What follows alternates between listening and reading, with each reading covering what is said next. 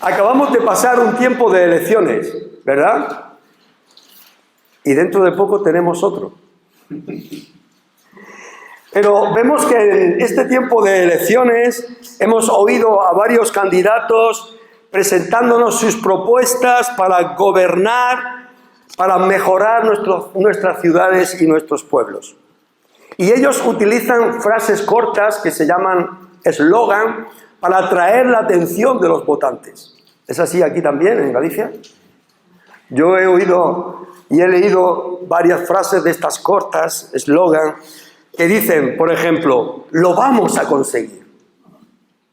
Otros dicen, a favor de la gente. Algunos más atrevidos dicen, estamos mal, pero vamos bien. Para una vida mejor.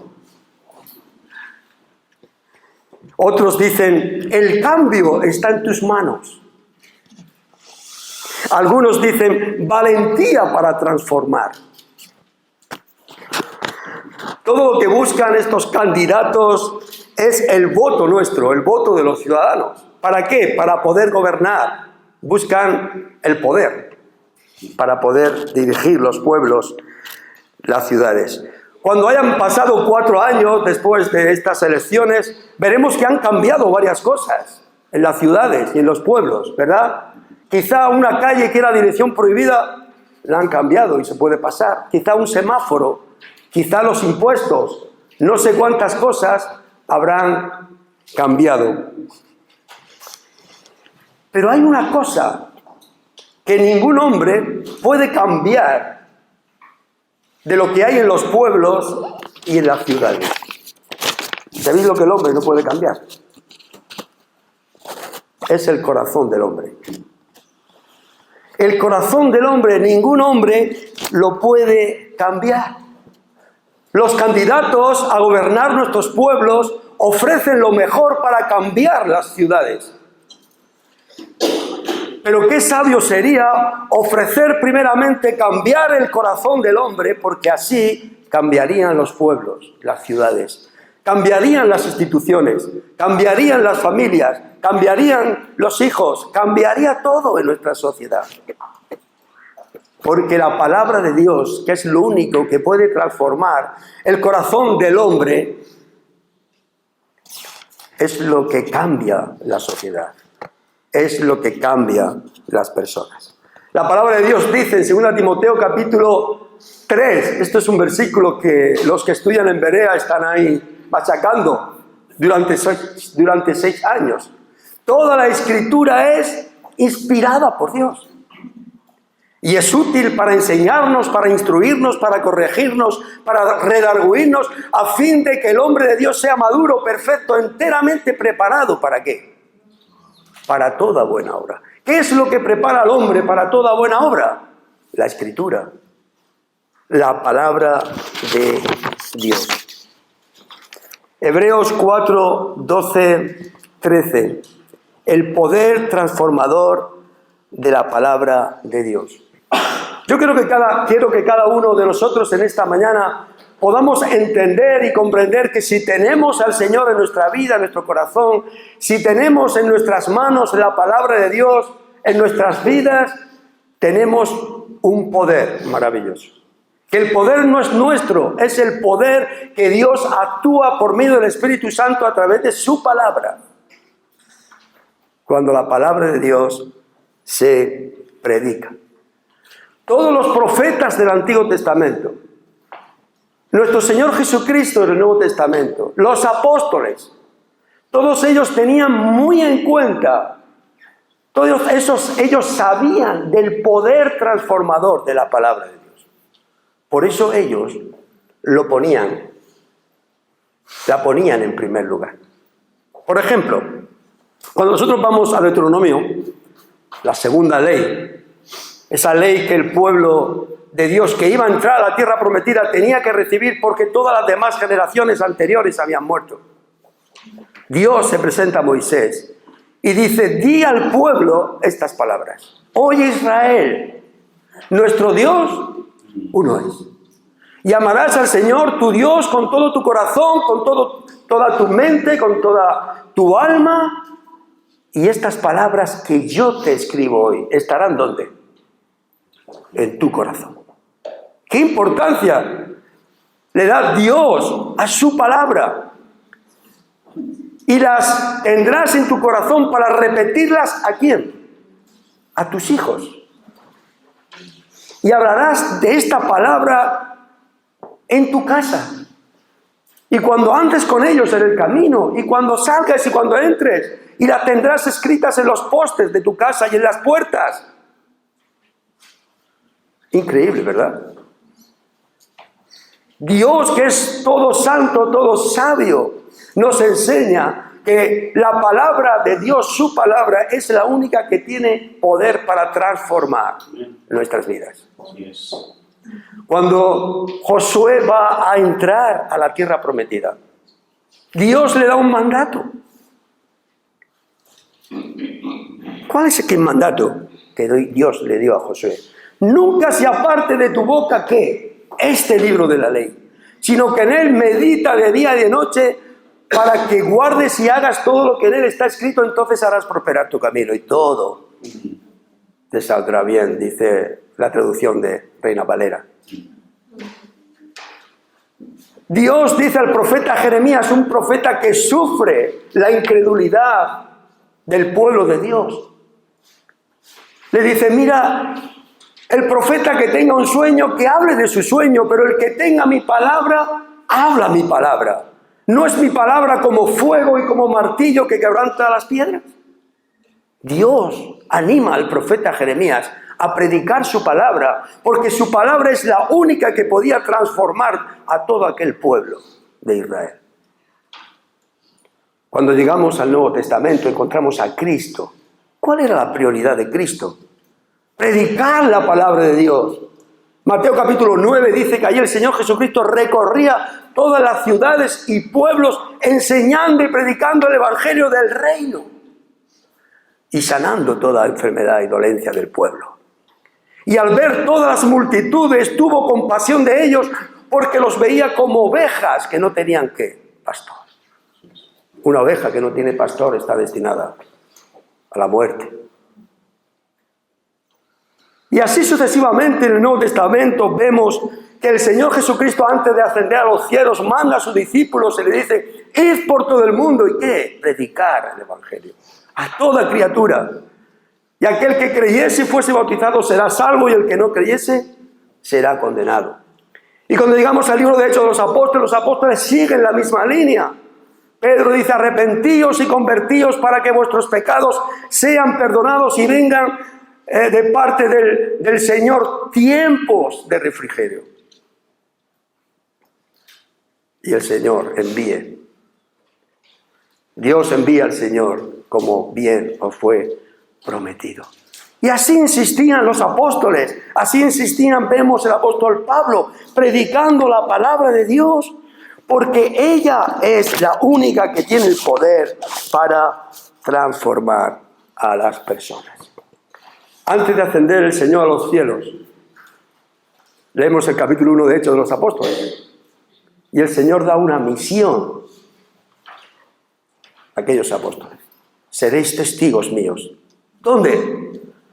Jerusalén, toda Judea, Samaria y hasta lo último de la tierra, hasta Roma, que para aquel tiempo conocido era lo último de la tierra. Por eso cuando llegamos al capítulo 28 de Hechos, al final encontramos a Pablo, ¿dónde? En Roma. Predicando incansablemente el evangelio, porque la palabra de Dios es la que tiene poder para transformar el corazón y la vida de las personas. Vamos a leer Hebreos 4, 12, 13. Dice así la palabra de Dios. Porque la palabra de Dios es viva y eficaz, y más cortante que toda espada de dos filos, y penetra hasta partir el alma y el espíritu, las coyunturas y los tuétanos, y discierne los pensamientos y las intenciones del corazón. Y no hay cosa creada que no sea manifiesta en su presencia. Antes bien, todas las cosas están desnudas y abiertas a los ojos de aquel a quien tenemos que dar cuenta. ¿Quién eran los hebreos? Los hebreos eran descendientes de Abraham. El nombre hebreo significa ¿quién pasó al otro lado? Todos sabemos que Abraham fue llamado por Dios. Él vivía en una tierra idolátrica de Ur de los Caldeos. Dios lo llama y viene a la tierra de Canaán. Los hebreos eran judíos que habían descendido de Abraham. Y muchos de ellos se habían convertido al cristianismo. Todos sabemos que el Señor Jesucristo, como los apóstoles, una de las iglesias que ellos visitaban para predicar el Evangelio eran las sinagogas. Vamos a llamarlo iglesia. Eran las sinagogas. Allí predicaban el Evangelio y muchos judíos llegaron a convertirse al cristianismo. Algunos de estos cristianos eran auténticamente cristianos, genuinos, pero otros no tanto. Todos estos judíos que se habían convertido al cristianismo, ellos mantenían en sus vidas una lucha tremenda cada día. Haberse convertido del judaísmo al cristianismo era mantener una lucha continuamente. ¿Por qué? Porque ellos tenían que darse cuenta que si eran cristianos de verdad, tenían que dejar todos los rituales del Antiguo Testamento para vivir una fe real en Cristo. Ellos tenían que dejar algo que había sido provisional, como era el Antiguo Testamento.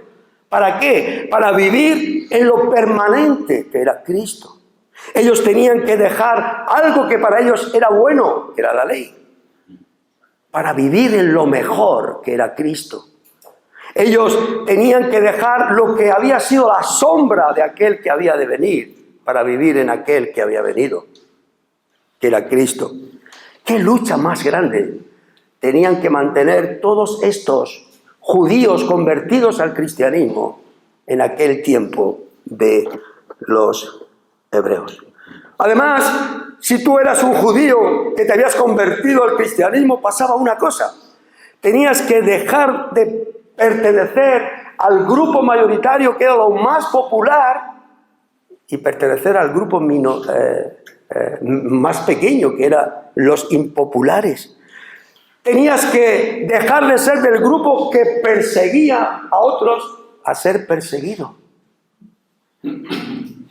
Tenías que pertenecer a la minoría después de haber pertenecido a la mayoría. Aún más, si tú eres una persona que te habías convertido del judaísmo al cristianismo, posiblemente tu familia te iba a quitar la herencia, te iba a desheredar. También te excomulgarían de la congregación de Israel. Perdías tu trabajo. Y aún más, podías ser despreciado, podías ser desechado, podías ser maltratado y llegar hasta la muerte. ¿Nos damos cuenta? ¿Qué significaba dejar una religión, dejar el judaísmo y convertirse al cristianismo? La carta de los hebreos trata de esta lucha que sostenían aquellos cristianos. Los judíos ponían delante de los cristianos y decían: a ver, ¿qué tenéis vosotros? ¿Qué sois vosotros, cristianitos? ¿Solo sabéis el grupo mayoritario que hay en el judaísmo? Yo recuerdo cuando yo me convertí al Señor, tenía 19 años aproximadamente. Yo estaba trabajando en una fábrica de conservas y habían personas que me decían: ¿cuántos sois vosotros? No sé, nosotros somos 60, 70. ¿Y eso qué es? Para todos los que somos en la religión oficial de nuestro país. ¿Y de vosotros quién tiene carreras? ¿Quién ha estudiado? ¿Tú sabes los maestros que hay en nuestra religión? Y hacía comparaciones de estas. Los judíos decían a los cristianos: ¿vosotros qué tenéis? Mirad, os vamos a decir nosotros lo que tenemos como judíos. Nosotros tenemos el ministerio de los ángeles, el cual Dios dio a los ángeles para que transmitiera la ley a Moisés, porque la ley vino a través de ángeles. Además, nosotros los judíos tenemos, ¿sabéis a quién? Tenemos a Moisés, nuestro gran profeta, nuestro gran líder, que nos dio la libertad de Egipto. Tenemos también a Josué, nuestro gran caudillo que nos metió a la tierra prometida. Tenemos a los profetas que nos hablaban la palabra de Dios. Tenemos el mejor sacerdocio, el sacerdocio arónico. Tenemos todas estas cosas. Además, tenemos el templo, donde Dios se manifiesta por medio de su presencia. Y aún más, tenemos unas fiestas impresionantes. Tenemos la Pascua, tenemos el día de Pentecostés, las primicias, tenemos los tabernáculos, tenemos el día de Yom Kippur, cuando el sumo sacerdote entra al lugar santísimo, esa vez al año, la fiesta de Purim. ¡Uy! ¿Pero qué me vas a comparar tú con lo que tenemos nosotros? ¿Tú qué tienes? ¿Qué eres tú? Entonces contesta la palabra de Dios, el libro de Hebreos. Y comienza a decir qué es lo que tenemos los cristianos. Y dice allí la palabra de Dios en el capítulo 1 de Hebreos. Dios, habiendo hablado muchas veces y de muchas maneras a través de los padres a los profetas, Dios habló a través de los padres. Dios habló a los padres a través de los profetas. Pero ahora, en estos postreros tiempos, nos ha hablado en alguien que es superior a los profetas. ¿Quién es? Cristo. Nos ha hablado en su propio Hijo, en Hijo. ¿Quién es mayor, los profetas o Cristo?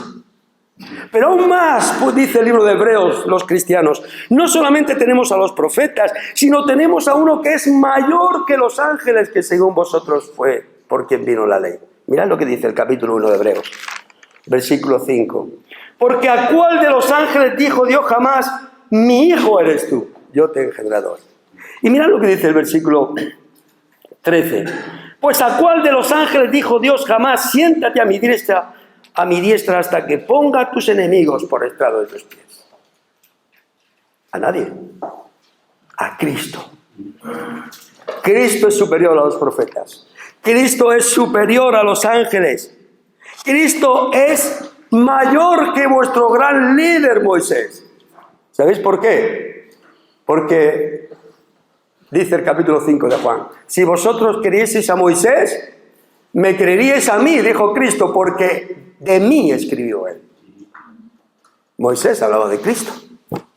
Pero aún más, tenemos uno mayor que vuestro caudillo Josué. Porque Josué a vosotros los judíos no os dio el verdadero descanso. El verdadero descanso, el verdadero reposo, ¿sabes quién lo da? Lo da Dios. Lo da Cristo. Lo da Cristo. Y aún más, tenemos uno mayor que alguien mayor que el sacerdocio arónico. Porque los sacerdotes vuestros judíos tenían que entrar día tras día a ofrecer sacrificios, los cuales nunca podían quitar el pecado, dice Hebreos. Pero Cristo, con un solo sacrificio, una sola vez, entró y hizo perfectos para siempre los santificados. Perdonó con su sangre nuestros pecados. Como dice Primera de Pedro, capítulo 1, la sangre de Cristo nos limpia de todo pecado. No habéis sido rescatados, cristianos, con oro, ni con plata, ni con cosas corruptibles, sino con la sangre de Cristo derramada allí en la cruz del Calvario, como la de un cordero sin mancha, sin tacha, sin contaminación, ya destinado desde antes de la fundación del mundo. Y además tenemos a uno que es mayor que el hombre, que es Cristo, porque Él es no solamente Dios, sino que es Dios con nosotros, el Emmanuel. ¿quién es mayor? Todo lo que ¿qué es mayor? ¿Qué es mejor? ¿Todo lo que tenéis vosotros, judíos, o lo que hemos recibido nosotros, cristianos? Y de todo lo que trata el tema del libro de Hebreos. Por tanto, si Cristo es superior a todo, dice el capítulo 2, versículo 1, por tanto es necesario que con más diligencia, hermanos, atendamos a las cosas que hemos oído, no sea que nos deslicemos. Ocupémonos en la palabra, porque si la palabra dicha por medio de los ángeles fue firme, y toda transgresión y desobediencia recibió justa retribución, ¿cómo escaparemos nosotros si descuidamos una salvación tan grande? Y dice el capítulo 3 y versículo 8. 7. Por lo cual, como dice el Espíritu Santo, si oyereis hoy su voz, no endurezcáis vuestros corazones. No endurezcáis vuestros corazones, dice la palabra de Dios. Y cuando llegamos a las palabras del capítulo 4, 12, 13 que hemos leído, porque la palabra de Dios es viva y es eficaz, y es más cortante que toda espada de doble filo, y penetra hasta partir el alma, las coyunturas, los tuétanos, y discierne los pensamientos y las intenciones del corazón, y no hay nada creado que no sea manifiesto.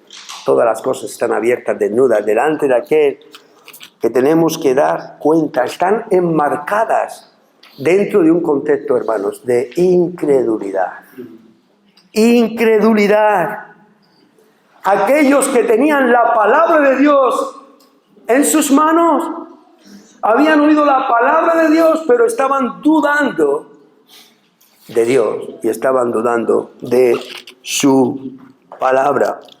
Como consecuencia de esto, Israel estuvo dando vueltas por el desierto 40 años por ser incrédulos y no pudieron entrar a la tierra prometida. Podemos leer en nuestras casas esta semana el capítulo 13 y el capítulo 14 del libro de Números. Por tanto, el capítulo 3 y versículo 12, mirad lo que dice la palabra de Dios, hermanos, miradlo. Capítulo 3 de Hebreos, versículo 12. Mirad, hermanos, que no haya en ninguno de vosotros corazón malo de incredulidad para apartarse del Dios vivo. Antes exhortaos los unos a los otros cada día, entre tanto que se dice hoy, para que ninguno de vosotros se endurezca por el engaño del pecado. Porque somos hechos participantes de Cristo, con tal que retengamos firmes hasta el fin nuestra confianza del principio. Entre tanto que se dice, si oyeseis hoy su voz, no endurezcáis vuestros corazones. Como en la provocación, ¿quiénes fueron los que, habiendo oído, le provocaron? ¿No fueron todos los que salieron de Egipto por mano de Moisés? ¿Y con quiénes estuvo él disgustado 40 años? ¿No fue con los que pecaron, cuyos cuerpos cayeron en el desierto? ¿Y a quienes juró que no entraría en su reposo, sino a aquellos que desobedecieron? Y vemos que no pudieron entrar a causa de su incredulidad. La incredulidad del pueblo de Dios hizo que no pudiesen entrar a la tierra prometida. Y es la incredulidad del hombre hoy en día, en nuestro siglo XXI, la que sigue manteniendo al hombre fuera de la herencia de Dios. La incredulidad. Dios hace un llamado, y hace este llamado por medio de su palabra. No ser incrédulos a la palabra. ¿Sabéis por qué? Porque la palabra de Dios es viva y eficaz.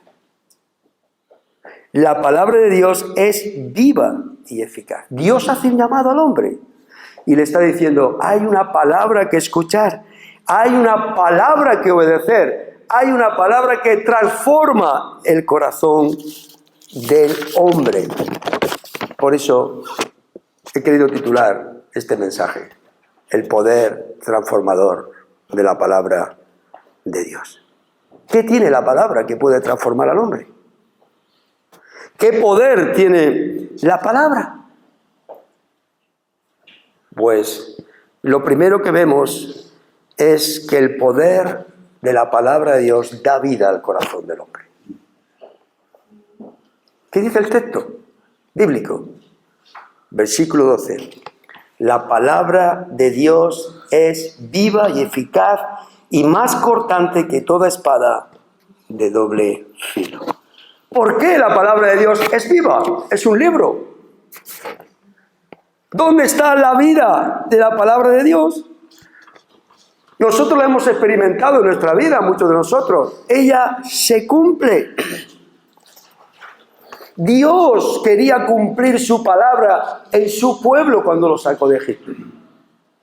Yo os saco con mano poderosa. Dios había hecho una promesa a su pueblo.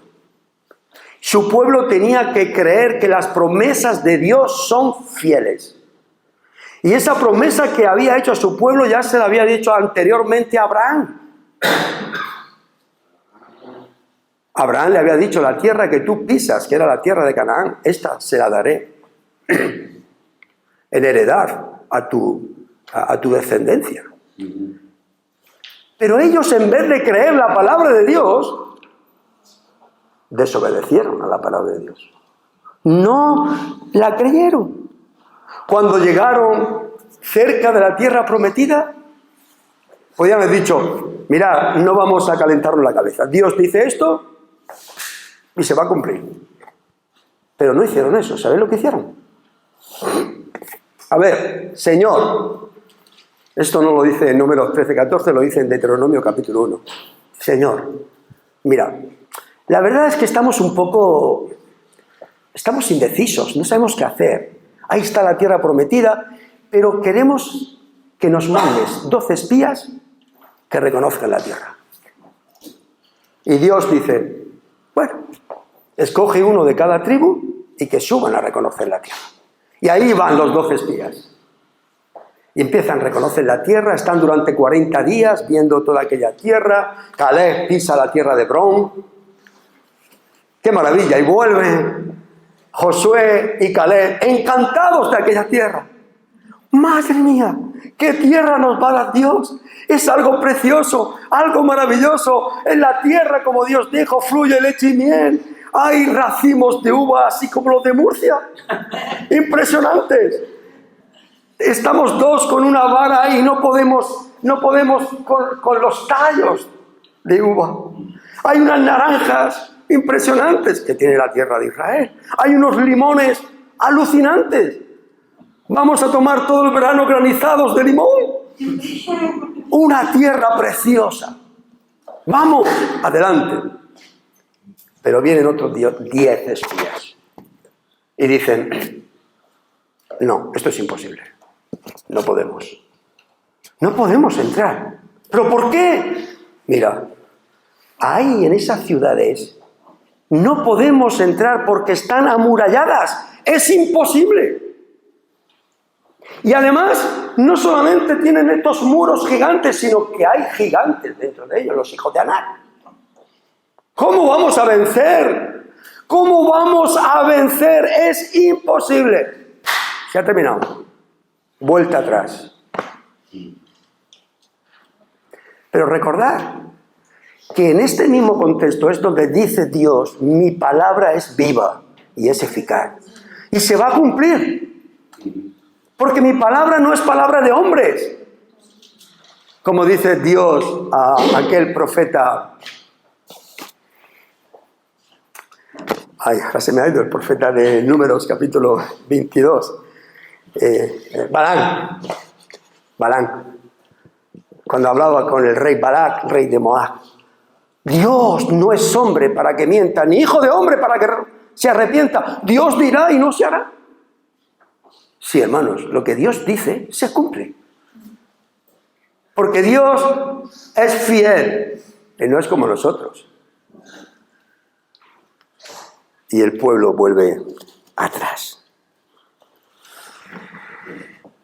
Pero antes, en el libro de Hebreos, Dios ha recordado a todos los judíos que se habían convertido al cristianismo que su palabra es viva. Por eso en el capítulo 1, versículo 3, dice que su palabra es tan viva que por medio de su palabra sustenta este mundo con la palabra de su poder. Lo podemos leer en el versículo 3 del capítulo 1. ¿Se des cuenta? Hermanos, vivimos por la gracia de Dios, porque Él sustenta por medio de su palabra todas las cosas que hay.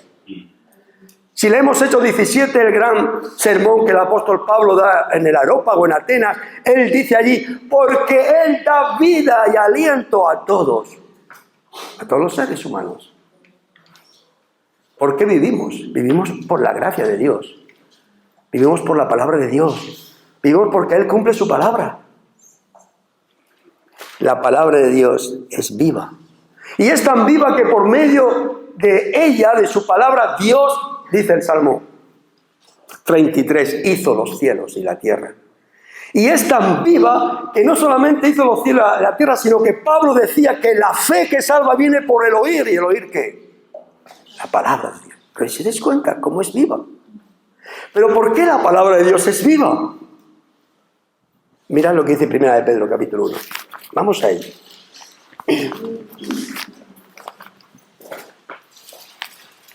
1 de Pedro, capítulo 1. Versículo 3. Maravillosas promesas, hermanos, para los creyentes. Bendito el Dios y Padre de nuestro Señor Jesucristo, que según su grande misericordia nos hizo renacer, ¿para qué? Para una esperanza viva, por la resurrección de los muertos. ¿Por qué nuestra esperanza es viva? Porque está depositada en un Dios vivo, que resucitó de los muertos. Si nosotros miramos los dioses de las naciones, los dioses de las religiones, todos tienen su tumba y están, sus líderes están ahí en esas tumbas.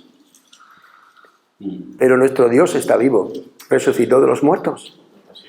Por eso su palabra es viva.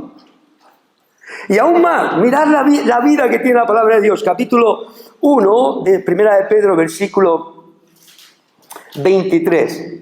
Siendo renacidos, dice, siendo nacidos de nuevo, dice aquellos creyentes que habían sido expatriados, no de simiente corruptible, sino de incorruptible por la palabra de Dios que vive y permanece para siempre. No, la palabra de Dios no es aquella que va a pasar.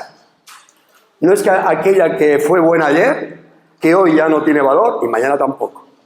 No, Dios dice en su palabra, el cielo y la tierra pasarán, pero mi palabra no pasará.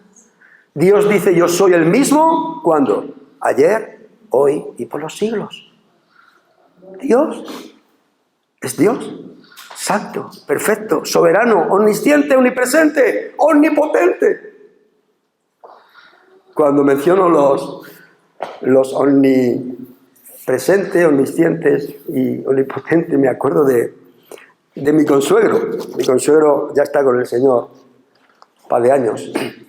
Y era un hombre súper inteligente, un hombre de Dios, un hombre que había escrito al menos 200 libros que no había publicado. Y él decía, era un hombre así muy campechano, y decía, mira el hombre, ha inventado ahora y dicen que van a venir los ovnis, y que esto que viene son los ovnis. Si los ovnis existen del principio, mira, Dios es omnipresente, Dios es omnisciente, Dios es todo ovni. Hacía esa gracia. Es verdad, Dios es todo. Y ahora los hombres quieren inventar algo. Dios es todo, hermanos. Por eso la palabra de Dios está llamando a los hombres a no ser incrédulos a su palabra.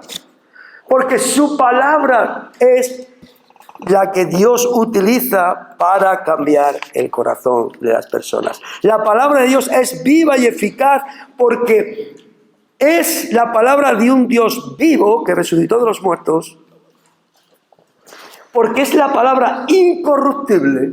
¿Sabéis que todo lo que hay en la tierra se corrompe? Todo, menos la palabra de Dios. Pero mirad lo que dice el apóstol Pedro, capítulo 2. Dice, versículo 1.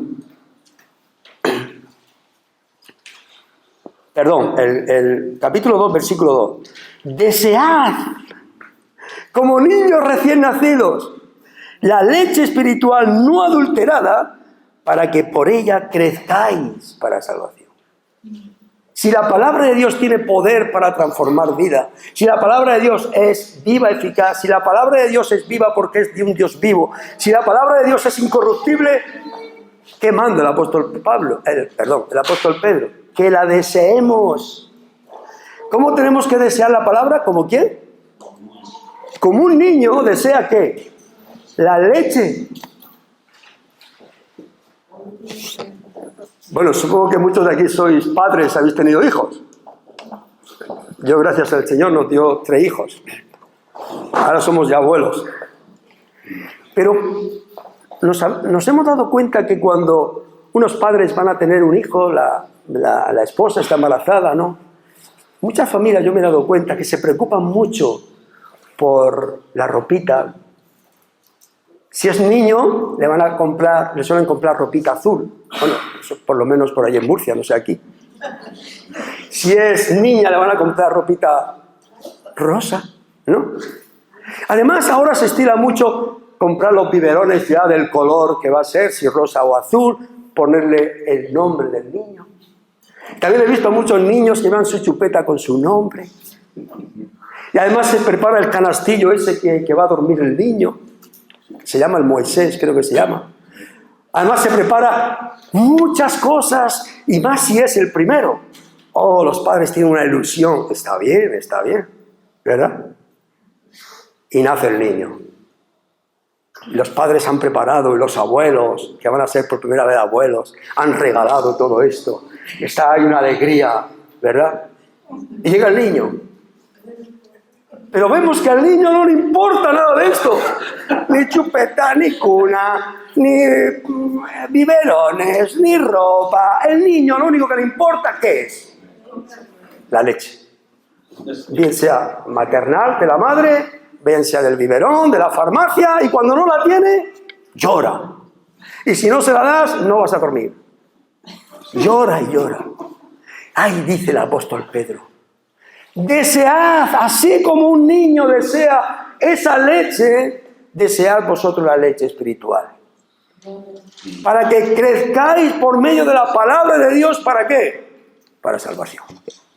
Porque la palabra de Dios es viva y eficaz. Por eso, cuando nosotros vamos a la vida del Señor Jesucristo, Él ofrecía su palabra. ¿Recordáis la conversación que tuvo con la mujer samaritana? El Señor, después de hablar con ella, dice: mujer, si tú conocieses el don de Dios, ¿y quién es el que te dice, dame de beber? Tú le pedirías y Él te daría, ¿qué? Agua viva. Agua que va a dar vida a tu ser, a tu vida. Una mujer despreciada por la sociedad, una mujer pecadora.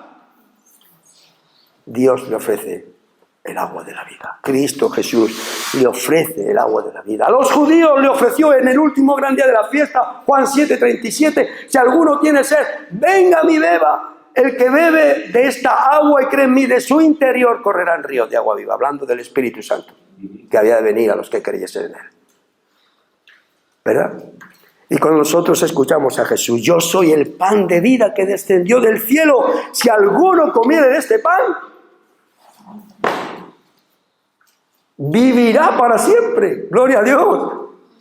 Vamos a vivir eternamente, porque la palabra de Dios es fiel, es viva, es eficaz, se cumple y es más cortante que toda espada de 2 filos. Esto lo dice el apóstol Pablo en el capítulo 6 de Efesios, versículo 17. Pablo llama a la palabra de Dios la espada del Espíritu. Así la llama el apóstol Pablo. Y la espada se utiliza para atacar y también para defenderse. Claro, nosotros nunca hemos utilizado una espada, ni para atacar, ni para defenderse, pero pone un simbolismo para que nosotros sepamos lo que puede hacer la palabra de Dios. Tú puedes atacar con la palabra de Dios. En el buen sentido de la palabra. No vas a coger la Biblia, llega uno, ¡pum!, y le pegas un pieplazo. No. Pero tú puedes atacar con la palabra de Dios. El apóstol Pablo era un fiel atacador con la palabra de Dios. Él, cuando estaba en Éfeso, capítulo 19 de Hechos, dice que allí estuvo durante 2 años predicando incansablemente la palabra de Dios, de tal manera que toda Asia, judíos como griegos, habían escuchado la palabra de Dios. Y creemos que posiblemente las 7 iglesias que en Apocalipsis fueron plantadas por medio de esta palabra que fue esparcida por medio del apóstol Pablo. Pero también sirve la espada para defenderse, hermanos. Por eso dice Primera de Pedro que tenemos que estar preparados. ¿Para qué? Para presentar defensa de nuestra fe. A todo aquel que demande razón y esperanza de lo que hay en nuestra vida. Con mansedumbre. Qué gran tesoro tenemos, la palabra de Dios. Ella es fiel. Nosotros, mi esposa y yo, tenemos un negocio ya muchos años. Y yo he estado por unos años en ese negocio. Teníamos dos negocios. Y yo estaba durante bastantes años, estuve de dependiente en ese negocio. Y vendíamos ropa de hombre y mujer. Y yo estaba ahí solo y yo pues muchas veces aprovechaba para pues hablar lo que podía del Evangelio. Y un día llega una mujer ya relativamente mayor, y me dice, así un poco agradable, quiero comprar un suéter, un jersey, aquí jersey. Yo digo, bueno, pues mire, usted aquí tiene esto, pero es que tengo que decir una cosa, yo ya tengo la vida perdida, porque yo tengo una enfermedad, pronto voy a morir, pero mira, he dejado pagado todo mi funeral, tengo el coche fúnebre, tengo el ataúd, tengo el nicho, tengo todo, pero así, de una manera poco como despreciando su propia vida, despreciando tal. Y yo le dije, señora, ¿tiene usted asegurado el lugar donde va a vivir usted en la eternidad? A mí no me hables de eso, porque si tú sigues hablándome de esto, yo me voy de aquí y no compro nada.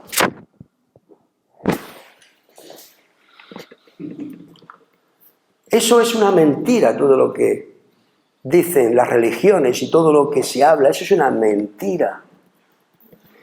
Yo me puse un poco más serio. Le dije, señora, ¿cómo se llama usted? Me llamo Mari Carmen.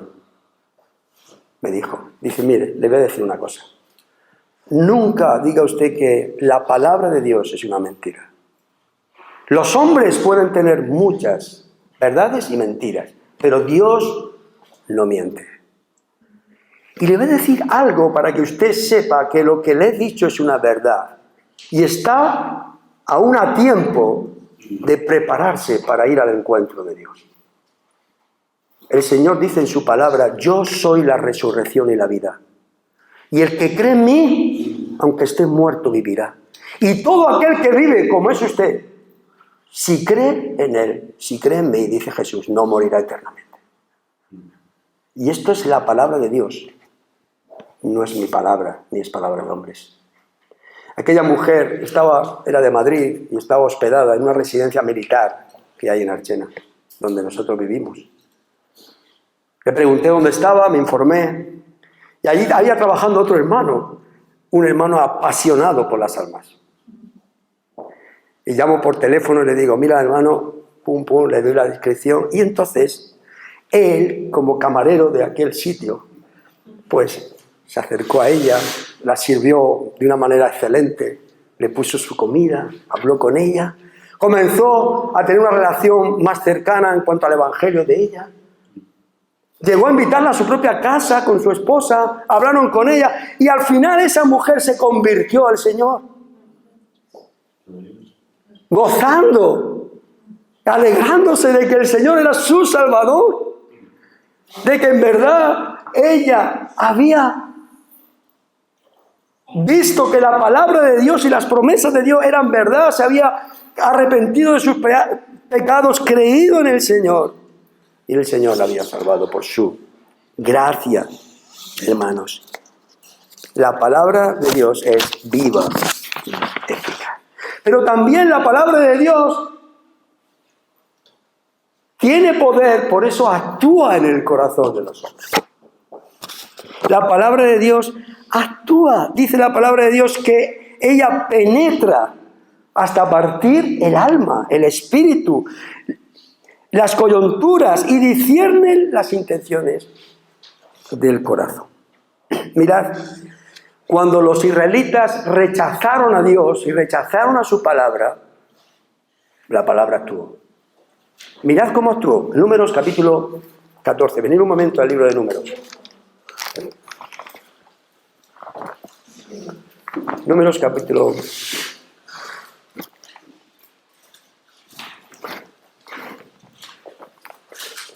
14, versículo 20. Dice allí la palabra de Dios. Números 14, 20. Entonces Jehová dijo, después de pasar todo aquello que hicieron aquellos 10 espías, mover al pueblo, designar un capitán para volver a Egipto.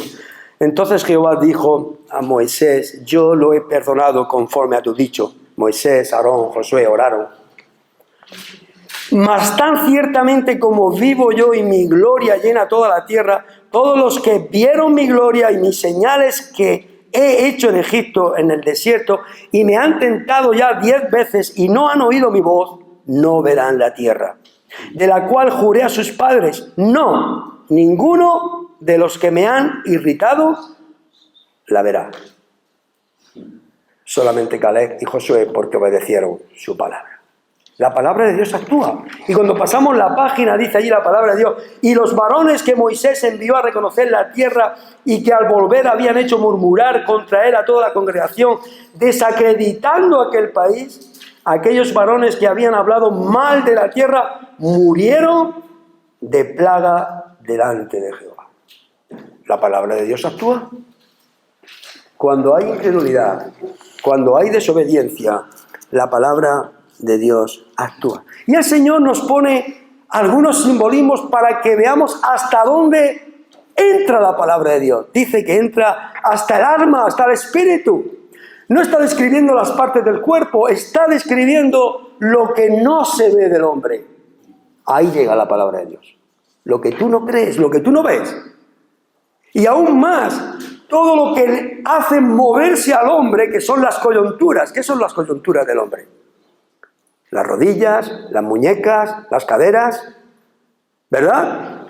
Todo esto son las coyunturas. Dice, hasta ahí la palabra de Dios llega para que con su poder pueda actuar y transformar la vida del hombre, porque es poderosa, porque es palabra de Dios y el Señor actúa por medio de su Espíritu Santo, cuando se predica su palabra.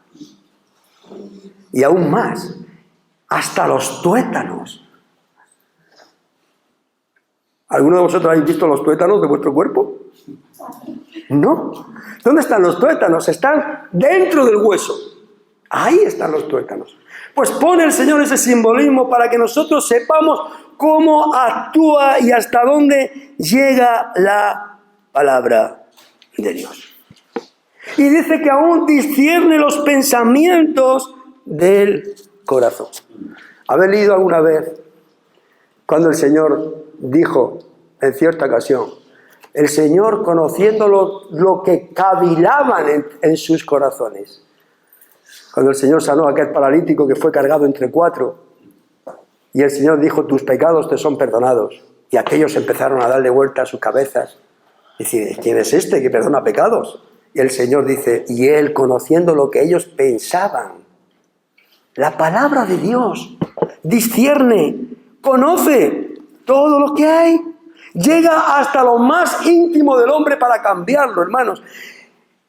Tenemos que entender esto, cada uno de los que somos cristianos, tenemos el poder de Dios en nuestras manos, que es la palabra de Dios, que dándola, predicándola, Dios puede salvar a las personas por su gracia, por su amor y pueden vivir vidas nuevas y transformadas.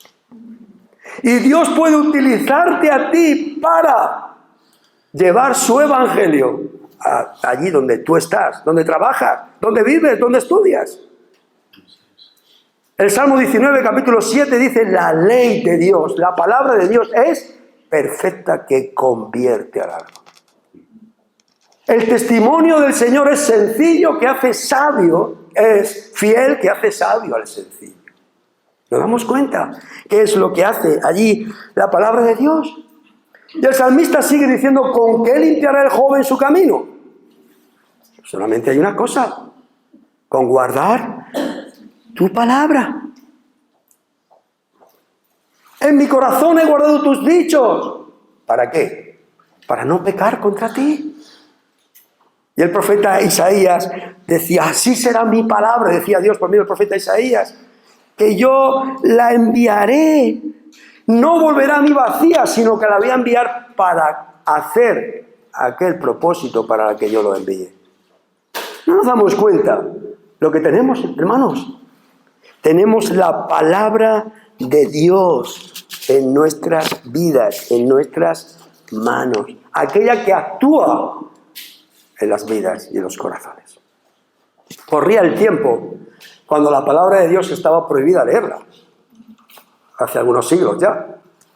Posiblemente se cree que la Iglesia había prohibido leer la palabra de Dios porque la palabra de Dios estaba, la gran mayoría de ella, en latín, y mucha gente del pueblo no sabía leer. Entonces dijeron: bueno, pues que la palabra de Dios la interpreten los maestros de la Iglesia. Pero había un joven que sabía leer la palabra de Dios y estaba leyendo la palabra de Dios. Se acercó un maestro de la Iglesia, lo vio y le dijo: ¿no sabe usted que está prohibido leer ese libro? Su hermana, que estaba allí al lado, le dijo: mire usted, señor sacerdote, mi hermano hasta hace muy poco tiempo era un hombre que no le gustaba trabajar, un bebedor, un fumador. No se podía vivir en mi casa. Pegaba a mí y a mi madre. Desde que mi hermano está leyendo la palabra de Dios, mi hermano trabaja, trae el dinero a casa, hay paz en nuestra casa, no bebe, no fuma, da el dinero a mi madre. ¿Cómo es posible que un libro que está prohibido pueda hacer tanto bien a las personas? La palabra de Dios actúa, hermanos. La palabra de Dios opera en la vida de los corazones. Puede transformar el corazón del hombre. Piensa cuando tú te vayas de aquí hoy, piensa en esto. Tengo lo más grande que hay en este mundo, que es la palabra de Dios. Que puedo darla y orar al Señor, y Dios puede obrar y cambiar a ese hombre, salvándolo de sus delitos y de sus pecados. Una de las iglesias modelo, ejemplo en la palabra de Dios, es la iglesia de los tesalonicenses. ¿Sabéis por qué eran modelo estos hermanos? ¿Os gustaría a vosotros pertenecer a una iglesia modelo, hermanos? ¿A cuántos? A ver, no levanta la mano ninguno, a ninguno. A ver, a mí me gustaría pertenecer a una iglesia ejemplar, modelo, donde el amor, donde la comunión, donde la palabra de Dios, donde la oración perseverara en esto, como la iglesia primitiva. Mirad una iglesia modelo. ¿Por qué era una iglesia modelo? Tesalonicenses, primera de Tesalonicenses, capítulo 2, versículo 13, dice allí la palabra de Dios. Tesalonicenses, primera, capítulo 2, versículo 13. Por lo cual también nosotros, dice allí Pablo, 2:13, hermanos. Por lo cual también nosotros sin cesar damos gracias a Dios de que cuando recibisteis la palabra de Dios que oísteis de nosotros, la recibisteis no como palabra de hombres, sino según es en verdad la palabra de Dios, la cual actúa en vosotros los creyentes. Cuando los tesalonicenses recibieron la palabra en el segundo viaje misionero de Pablo, ellos recibieron la palabra, pero no como palabra de Pablo y Silas o Timoteo, no. Era como, esto es palabra de Dios que viene del cielo.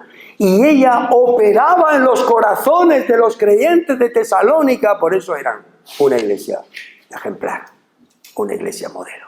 No una iglesia perfecta, ojo, no perfecta, pero sí una iglesia modelo. Y por último, lo que nos dice la palabra de Dios,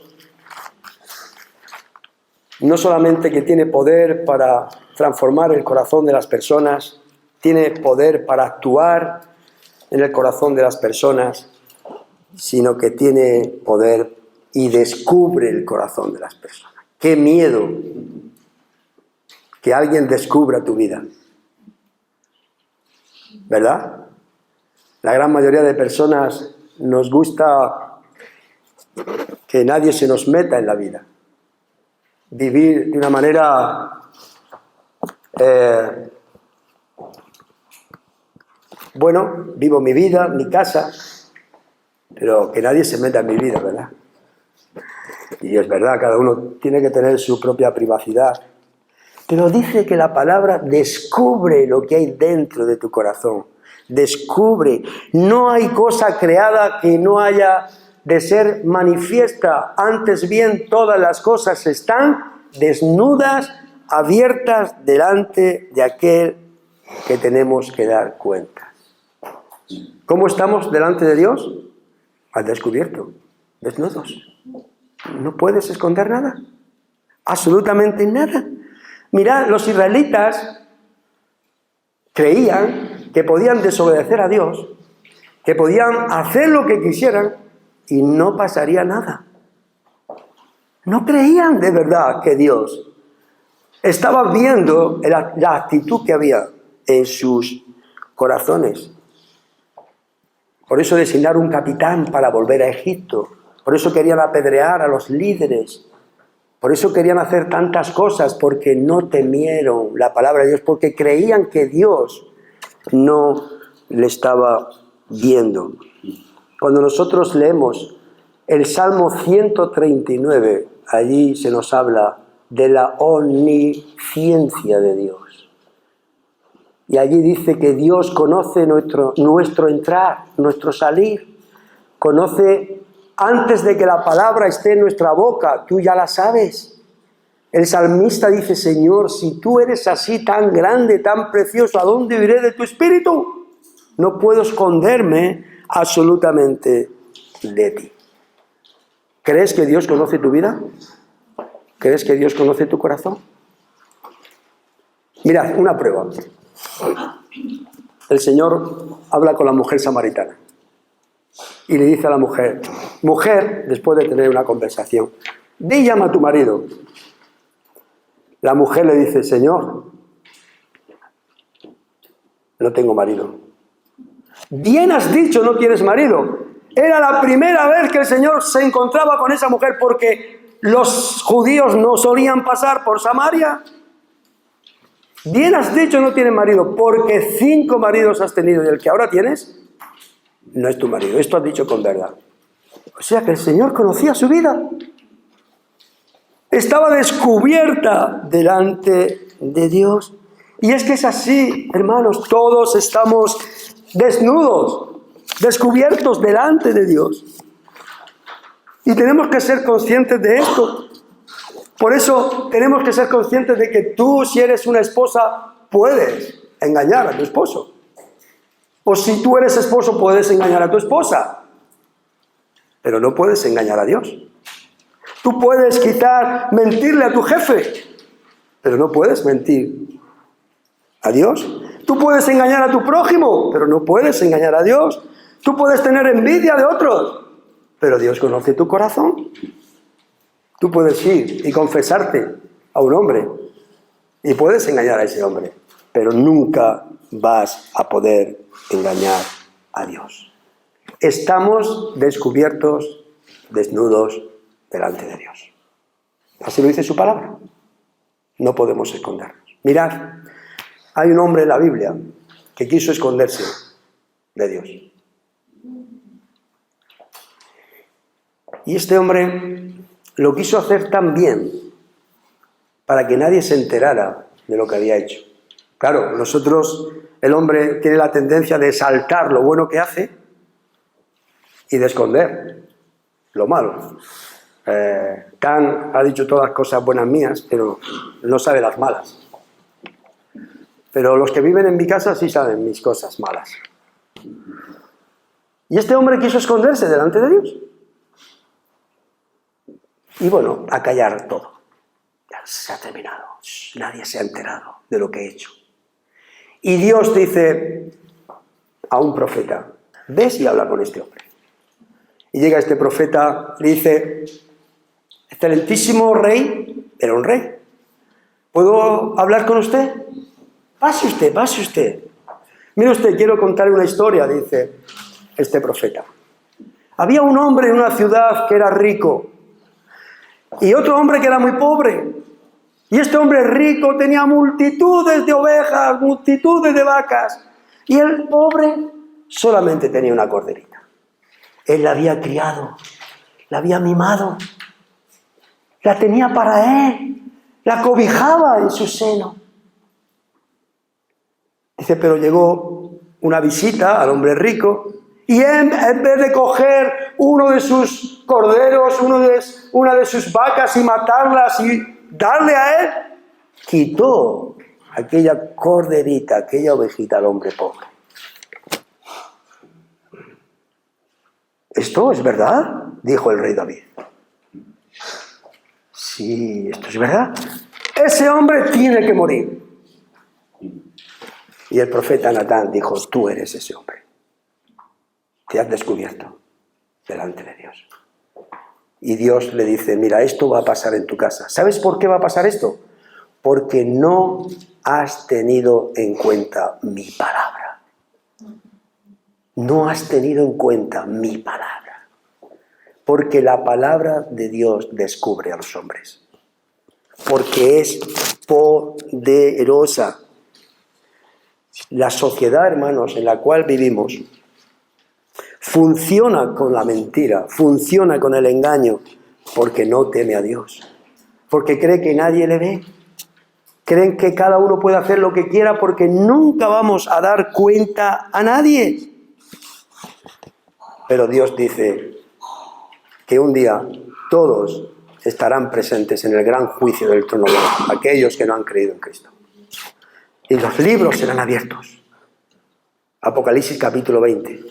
Y cada uno será juzgado según sus obras.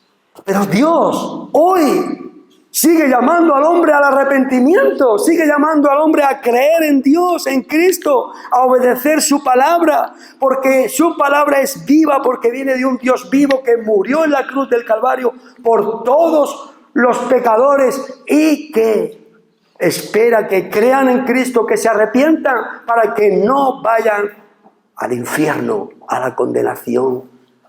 Por eso los profetas llamaban al pueblo al arrepentimiento, porque Dios castiga la desobediencia al incrédulo y rescata, salva a aquel que cree y se arrepiente de sus pecados.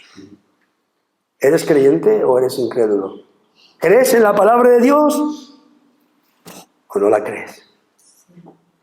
Recuerda, si eres un creyente, tienes un arma muy poderosa que Dios va a utilizar dándosela, si tú la das a las personas. Recuerda. Y si no eres creyente, recuerda, la palabra de Dios es verdad y está llamando a los hombres a creer en el Evangelio y arrepentirse. Este era el mensaje de Cristo. Este era el mensaje de los apóstoles. Este era el mensaje de Pablo. En ningún otro hay salvación, dijo Pedro, porque no hay otro nombre bajo el cielo dado a los hombres en el cual podamos ser salvos. Uno de los últimos viajes que hice en coche,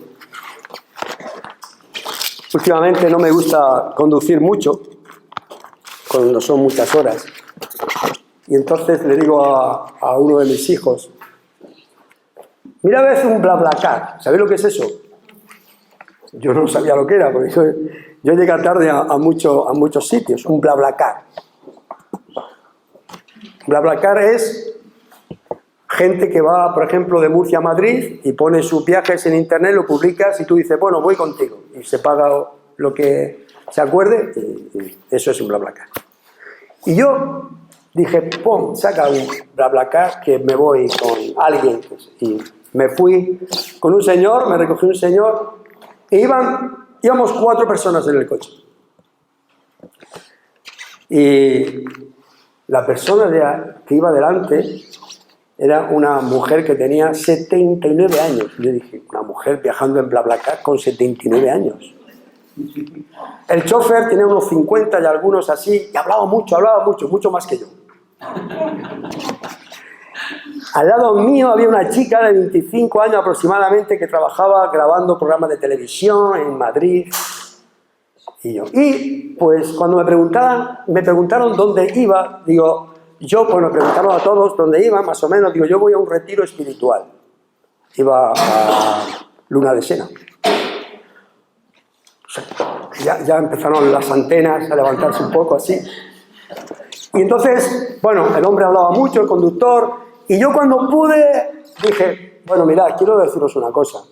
La sociedad está así como estáis hablando porque hemos dejado olvidado a Dios.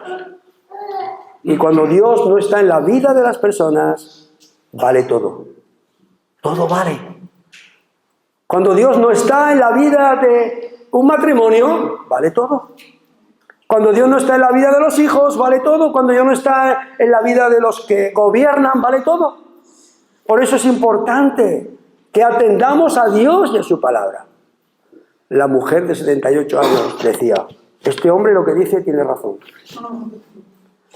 La mujer de 25 años, la joven, me miraba así, me reojo y dice, menudo este. Y el hombre de 50 decía, bueno, sí, tal. Llegamos a Madrid, bajamos del coche y digo, esperaros, no iros, quiero hacer un regalo. Ya que hemos viajado juntos, ¿qué menos? Que os regale algo. Entonces les regalé a cada uno un Evangelio de Juan, de estos pequeñitos. Mire, esto es el Evangelio de Juan.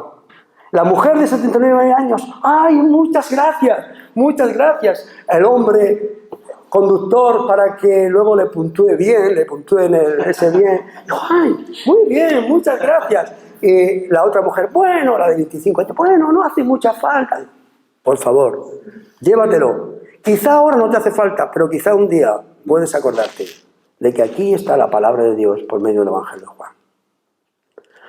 Hermanos, tenemos un poder en nuestras manos que Dios puede utilizar por su gracia, por su espíritu, para transformar el corazón de las personas. Recordad, lo único que hay en la sociedad que puede cambiar, si Dios quiere, por su gracia y por su amor, el corazón de las personas, es la palabra de Dios. Ella es viva, es eficaz y más cortante que toda espada de doble filo. El Señor os bendiga. Gracias por la oportunidad que me habéis regalado de estar aquí. Es un privilegio. Vamos a orar. Señor, te adoramos, te bendecimos, Señor, porque eres soberano, creador del cielo, de la tierra, y tú nos das el privilegio, Señor, de ser tus siervos, de poder tener tu palabra, Señor, esa revelación tuya que nos has dejado para que podamos saber cuál es tu voluntad perfecta para nuestras vidas. Y te damos gracias, Señor, porque por medio de tu palabra muchos de nosotros te hemos conocido. Hemos conocido, Señor, tu grande compasión, tu grande amor, tu grande salvación. Y por eso te damos gracias, Señor, porque vemos que tú, siendo tan rico y viviendo allí en los cielos, te despojaste, Señor, de tu gloria. Te hiciste pobre siendo rico, Señor. Te hiciste hombre siendo Dios. Te hiciste siervo siendo dueño, Señor. Y estando en la condición de siervo te humillaste para llegar a la cruz. Muchas gracias, Señor, por ese amor que has tenido hacia nosotros. Y gracias por tu palabra, Señor. Queremos que esta palabra que tú nos has dado esta mañana pueda quedar grabada en nuestros corazones, en nuestras mentes, para que podamos salir a la calle y poder proclamar esta semilla incorruptible que es tu palabra. Señor, queremos que bendigas esta iglesia aquí en Santiago, que bendigas a cada hermano, que bendigas, Señor, a Tan, su familia. Padre, que ellos puedan seguir perseverando, Señor, en tu palabra, perseverando, Señor, en tu amor, en la comunión de los santos, en la oración, Señor, en ese partimiento del pan, estos pilares de la iglesia. Bendice esta iglesia para tu gloria. Oramos, Señor, y te lo pedimos y damos gracias. En el nombre precioso de Cristo Jesús. Amén, Señor.